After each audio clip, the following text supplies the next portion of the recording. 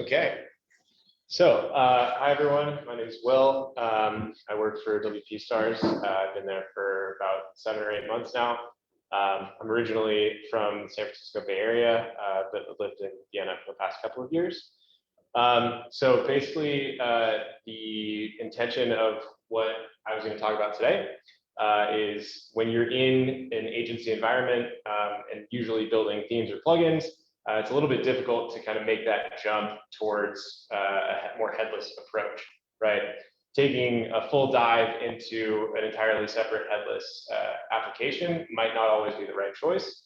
And I've found in my personal projects and some projects with WP Stars in my previous company, that sometimes it's better to choose one of the more intermediate steps. So what I will be talking about is more about the processes that you may have to consider and the things that you may have to do to take yourself from a company that's mostly building themes and plugins or configuring sites to having two completely separate front-end and back-end applications.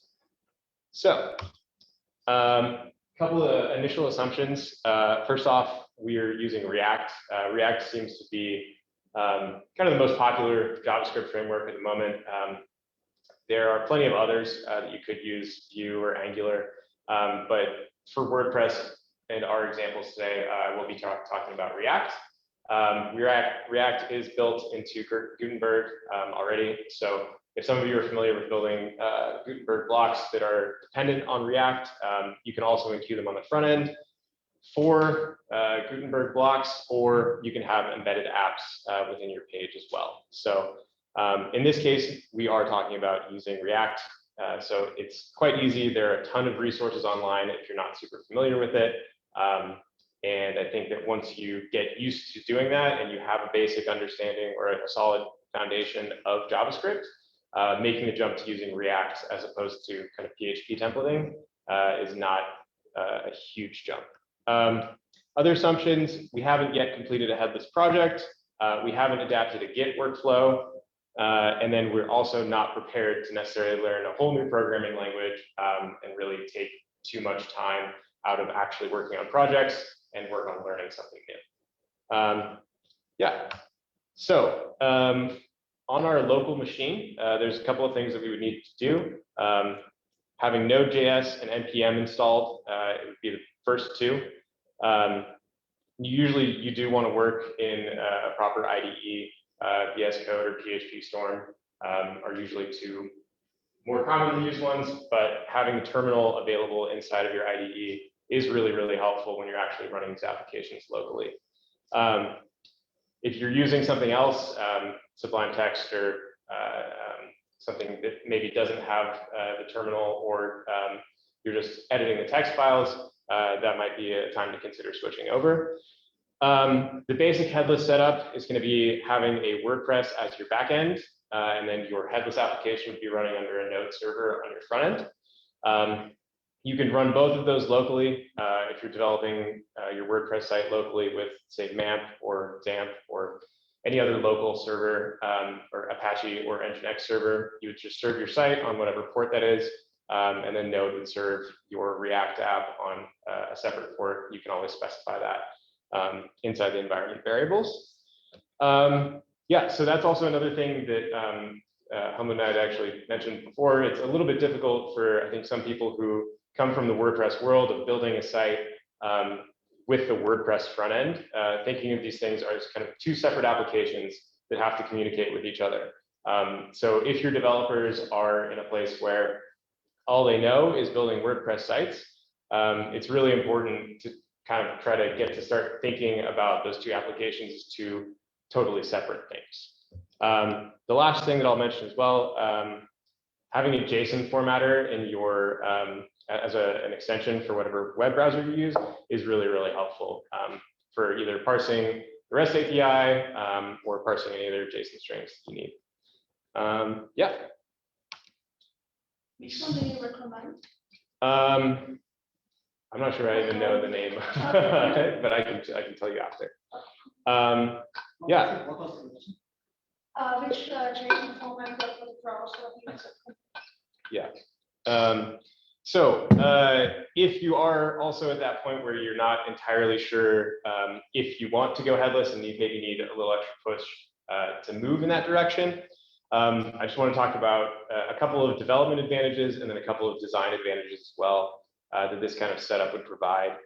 So development advantages when you're running a Node.js server locally and with like create React app, which is an NPM package that helps you bootstrap a React application. You have hot reloading available. So anytime you make a change to the code, it immediately updates in the browser. It's listening on a WebSocket and would run those updates immediately. There's no reloading the page, no wasting those extra 3 seconds that do add up over time, as we all would know.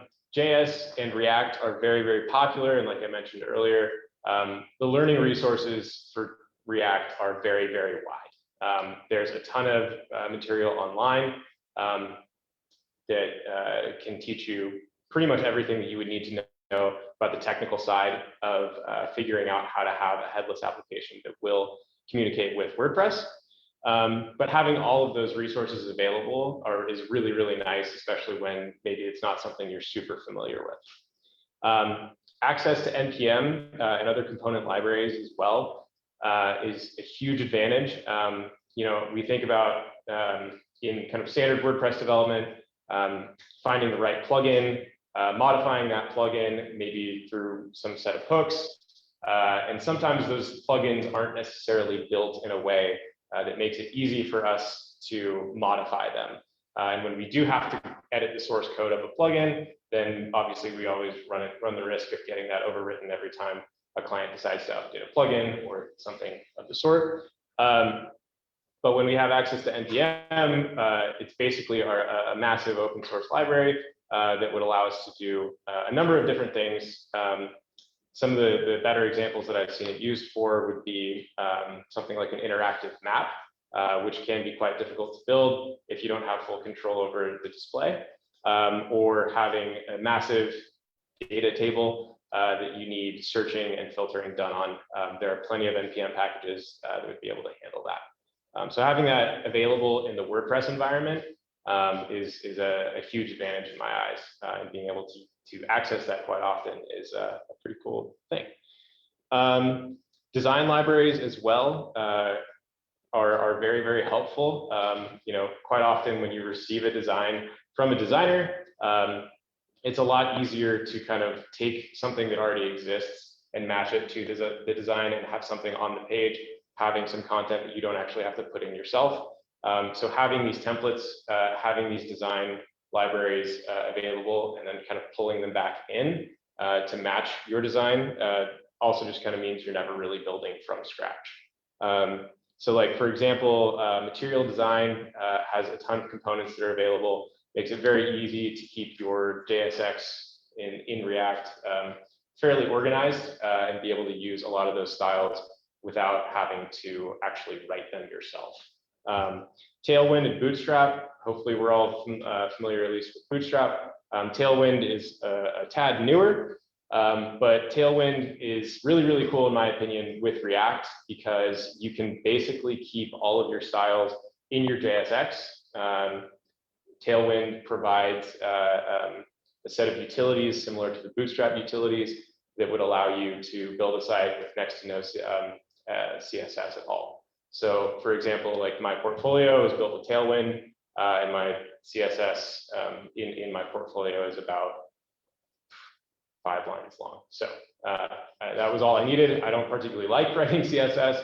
So for me, being able to have access to those utilities and do them in a React way was the right choice in the moment. So like I was saying about the design advantages, the foundation of these React components as well is making them reusable. So not only reusable within one project, but reusable across projects as you go.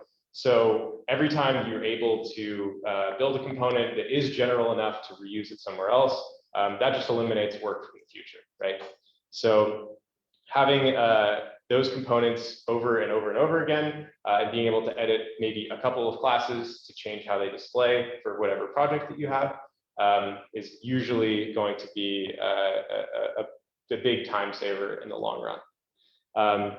I also did mention bootstrap and tailwind, so I won't go too deep into that. The other thing about having these resources very widely available is that there are plenty of bootstrap, material design, React templates online. So if you maybe don't have a designer who's designing sites for you, or you have a project that you need to finish very quickly and the client isn't particularly interested in the design side of things, they just want it to work, it might be a better choice to look at a template and try to make that template fit your project in order to save on some resources there. And then the last thing, project to project overlap. The more that, especially in an agency, when you move from one project to the next, the more that you can take the code from the previous project and actually apply it to the following one, the easier it's going to be to maintain those projects over time. Okay, so the next thing that I would talk about is how headless we actually need to get. Like I mentioned at the beginning, this is more about a scenario in which you're not necessarily prepared, so I apologize if anybody's extremely well versed in headless approaches here. But let's say your development team isn't necessarily committed to building an entirely separate app, and they just want to start figuring out how they might do that at a certain point. And they maybe aren't super well versed in React itself. We were talking earlier about using Redux. Redux is a super complicated machine that kind of has a large barrier to entry. So if you're not super comfortable with that, then you might consider embedded applications. So something that's a fully normal WordPress site, but you're embedding your application in some target div on the page. Say a good example of this would be one of those interactive maps that might be very easy to set up if you have the right NPM package in the right place. You can also use React on the front end of a Gutenberg block, like I mentioned earlier. If you use it on the back end, using it on the front end is not all that much difficult. Dominic actually showed me a couple of videos of some developers explaining the process of enqueuing React on the front end. We actually built a small documentation app for our own company so that we can keep track of our own code snippets, which uses React just to carry out our search. And it makes it very, very easy for us to figure out exactly where the code that we wanted to save was going to be stored.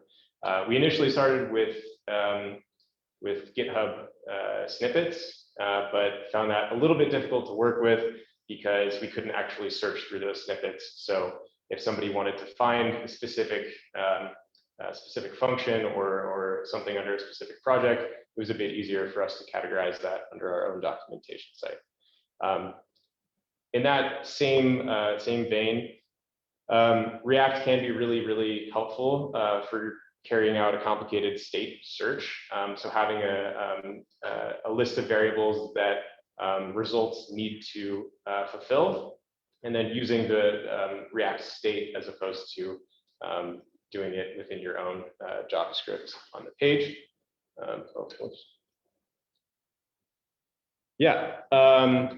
And then if you wanted to go into a fully headless direction and be fully separate, two separate applications, you would basically just be using WordPress for its strong points. User management, content management, and React in the front end would kind of handle the rest of it. So these are a couple of examples of the headless approach. They're not all entirely headless, but these are kind of in line with the steps that I was just lining up before. I don't know if I can actually open this up here. No. Martin, can I? Maybe I do. Yeah.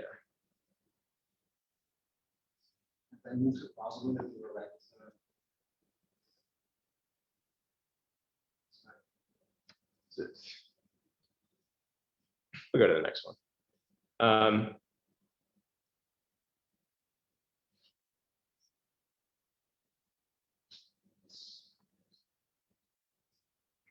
Okay.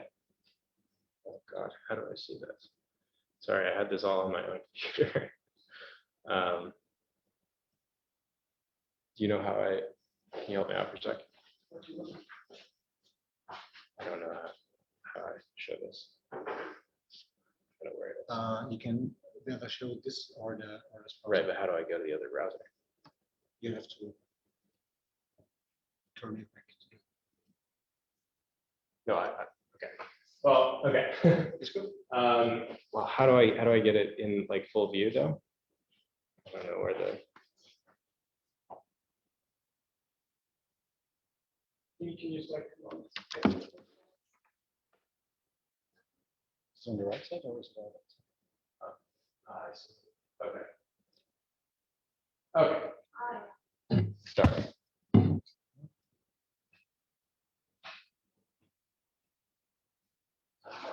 So this would be one example that I wanted to link to, which is this is an embedded map. So basically here, once we've built our React project, we would enqueue the code, the built.js part of it on the page. And then we would have a specific target div on the page in which we would hydrate the React app.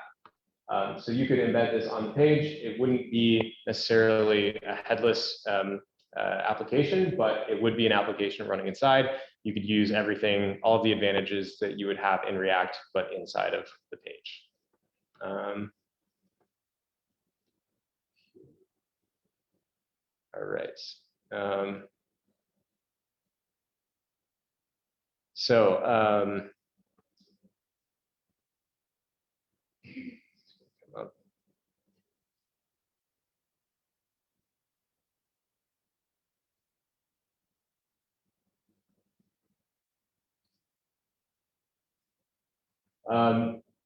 So this is my own portfolio. So like this text here, I set up an example, which I can link to on my, when I post these slides, but essentially I have an endpoint on another WordPress site where I've put out a JSON string that would just determine what this text is right here. So if I was to change that in the REST API endpoint, then I could change that there. So this would be one of the ways, right, having a specific endpoint in your React application that would show is what kind of content would go on that specific page. You could also look at creating a progressive web app. I did this about a year ago for a few friends of mine who were running a web shop back in the US, where they were selling college athletics sports gear. And one of the issues that their company had was that most of their athletes didn't want to go online, upload pictures, and then try to figure out the back end of their site to kind of manage their own portfolio. So what they wanted to do is have an application that would give them full access to the camera. It would sit on their home screen, and then you would take up some extremely valuable space. I don't know if this will play. Is it a video? It's a video, yes. I think you have to push the space bar. Okay. Yeah, so this is kind of essentially how it sits on the home screen. It takes up some really, really valuable real estate for a user. Basically, all they wanted to do was be able to give those users the opportunity to upload photos of their gear directly with the camera.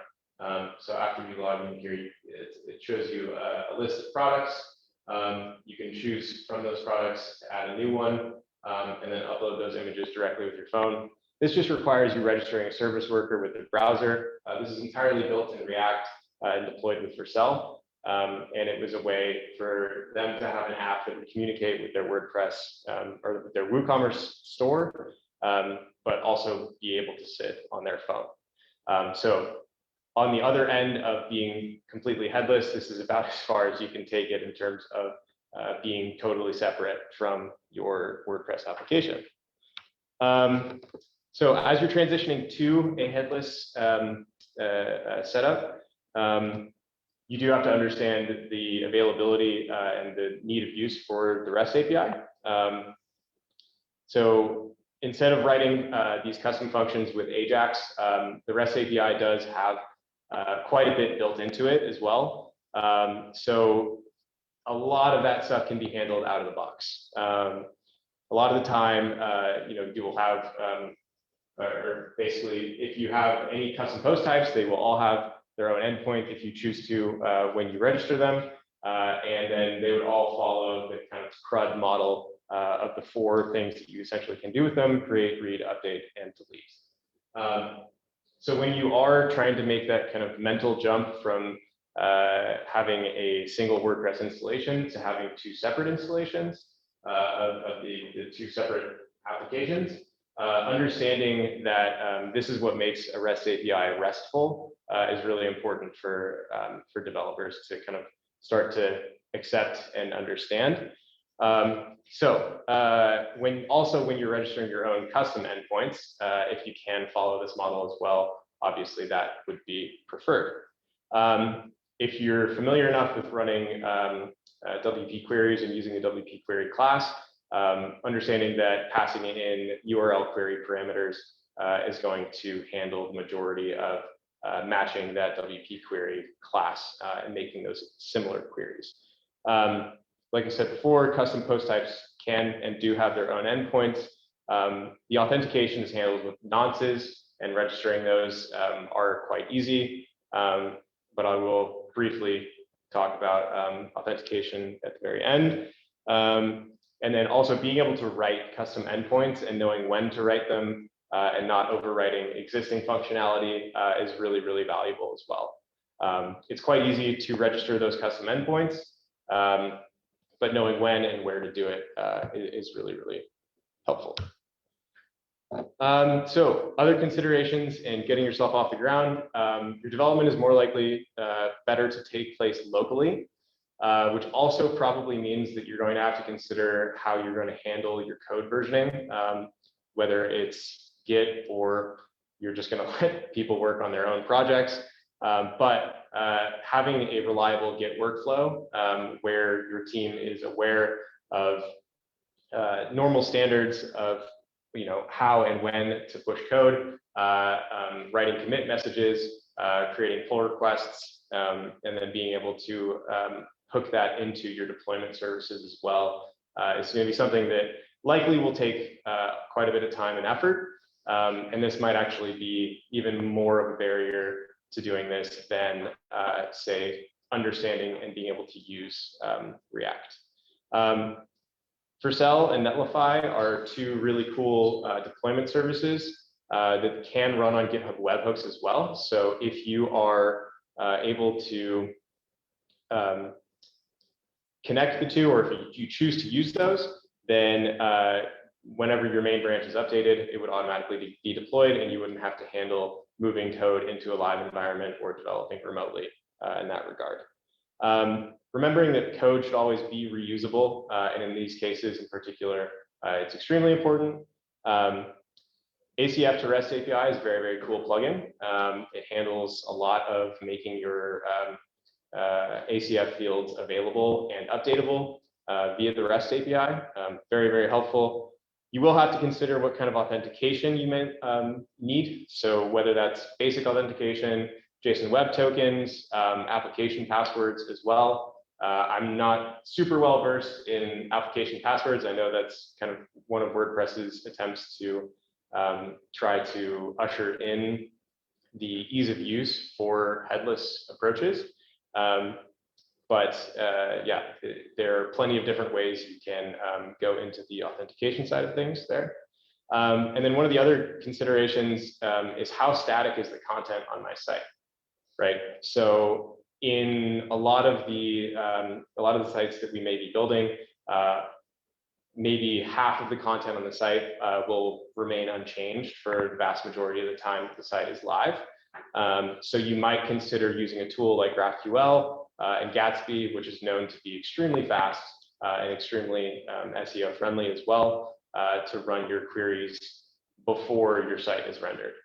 So this is a really cool tool. There's a WordPress plugin to handle that. And if that's a direction that you want to go in, it's definitely worth looking into, especially if your site might have more static content and maybe not so much dynamic content. And then the last thing that I will discuss is deployment services. So at this point, we're assuming you've done the heavy lifting of building your React app. You have your WordPress application as well, but now you need to figure out how to take the code that you have locally and you've developed, it's built or you're ready to build it, and put it online. So like I mentioned before, Vercel and Netlify are two really, really cool tools that will do this essentially, well, they call it serverless deployment. To be honest, I don't really know how serverless deployment works. I do know they are very, very cool tools that you can deploy your sites with very quickly. Like I said, they will run on webhooks. Once you make those updates to your main branch, that site will become updated. The application I showed you earlier in the video is also deployed on Vercel via those same webhooks. So if you have an enterprise account with them, it's quite easy to do as an agency. Now, if you have a standard site as well, or let's say you use SiteGround like we do to host some of your sites, you will essentially be building that site as if it were a static HTML site. Yarn or NPM are two of the build tools that are used to kind of compile all of your JavaScript together and serve it in one file. But when you're actually moving that site from your development environment to a live environment, you have to think of it as if it's just a standard HTML file. You have your index.html, your JavaScript is queued, and then your app is hydrated on the page. So it has that target div. It's inserted into that div. So all you need to do is think about it as more of a static site. So whenever you do that, either through your Git workflow or through moving your build folder online via FTP, once you have that available, it's more or less available. And then one thing I actually forgot to mention, and I can't show a whole lot of the examples here. Dominic and I had chatted a while back about another potential application, and hopefully none of us are super excited about building multi-site WordPress sites, but we talked a little bit about a use case where you may have 10 to 15 different sites that are more of like a landing page, right? And you don't necessarily want to manage 10 to 15 different WordPress sites for what is more or less a single page and could be done fairly easily with a React template. You could register 10 to 15 REST API endpoints on one WordPress application, and then have all of those individual sites query their respective endpoint, and you could manage 10 to 15 sites just via the WordPress REST API and give them enough of a backend to change those things individually. I will add those links in here as well if anybody wants to look at like how I had an example, not super easy to show at the moment, but I will add those links into this presentation afterwards. So if anybody wants to look at it, it's more of just a theory-based thing. I didn't really build it out to be perfect, but a couple of values that could be changed on every site. But it might be one of the ways that you could choose to use this kind of headless approach. Do we have any questions? Sorry if that was a bit of a fire hose. Yes. You mentioned like you wrote a snippet. Yes. Is that open source? Because this is something I'm really looking forward to. I'm happy. I have to ask Martin, but I'm happy to share any and all information. I will. Because that's like a big problem for everyone, but it's not fully solved yet. Okay.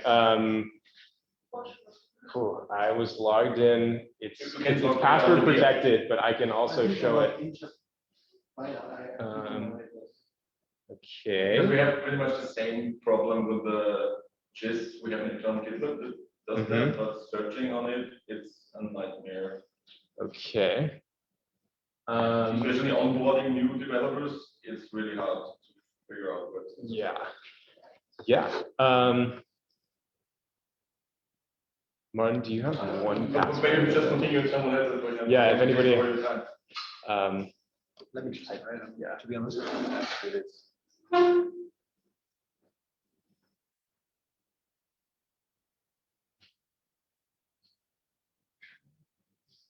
Okay, no, I'm not. Do you know your user credentials? Otherwise, just tell me. It's in one password. Give me. It's just quite easy tool that like Will said, you can manage all your snippets. That's quite practical. We were talking about this, Michael. Can you remember how do we manage the snippets? And now it was a good thing. But I think we can have some screenshots put online after. Okay, actually, I just got in. In the meanwhile, are there other questions? Is using React at the moment? Okay. I just want to. you want to. That's the first time. Okay, so basically we have all of our categories here. And then like, let's say I want to search REST here. And then I have, this is basically just a React on the front end of the Gutenberg block. I built it partially to learn how to build a Gutenberg block with React on the front end. But this seemed like a good use case as well. All of these categories are also kind of how we put this all together. But like, if I wanted to look at like how to add, there's actually a really cool Gutenberg block extension that's a code highlighter. And I'll see if I can find it better.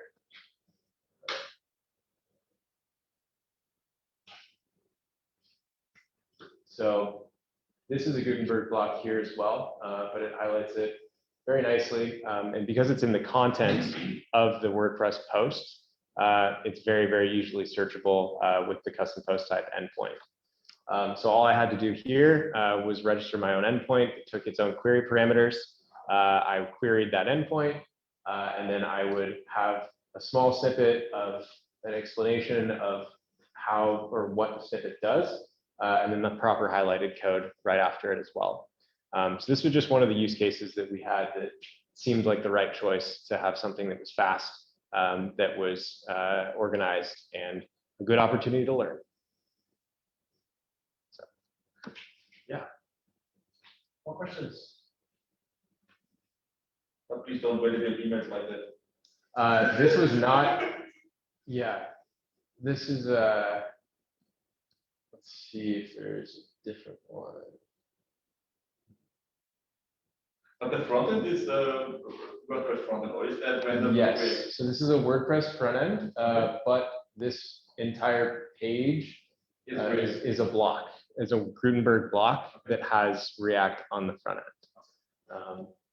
So, yeah, this is, and it being able to add a user agent or a browser class for specific styles for a specific browser. So, you know, if somebody, if we brought in a new developer and say they wanted to figure out how to add the Safari class to the body class, they could very, very easily find it here. And this was, yeah. Cool. Yeah, thank you very much.